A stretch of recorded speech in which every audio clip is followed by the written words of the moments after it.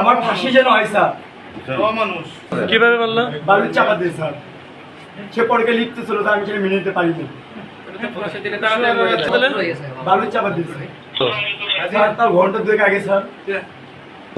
জি sir, আমি মেরে sir triple লাইনে ফোন দিচ্ছি। আমার তার ছিঁড়ে গেছে স্যার, স্যার ওর তার আমি রয়েছি এই মুহূর্তে গাজীপুরের কাশিমপুরের। আজকের যে বিষয়টা একটু মর্মান্তিক একটি বিষয়, সেটি হচ্ছে স্বামী স্ত্রীকে বালিশ চাপা দিয়ে হত্যা করার পর ত্রিপল লাইনে ফোন দিয়ে পুলিশ এনেছেন।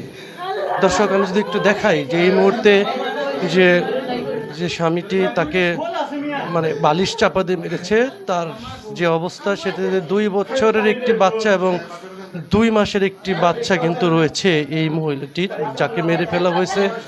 আমি কথা বলেছিলাম যে কেন মারা হলো, তিনি আমাকে বলেছিলেন যে পরকীয়া।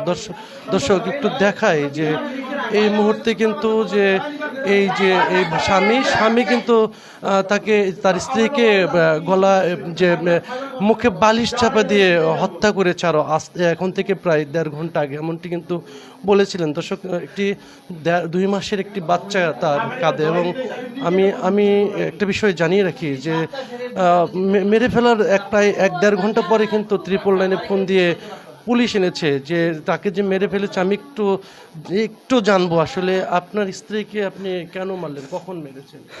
স্যার, তার কোনো দোষ নেই, সে একটি ভালো মানুষ ছিল, আমি তাকে মেরে ফেলছি। তার মরদ দেয় আমি, তার মরদ দেয় কেউ নয়।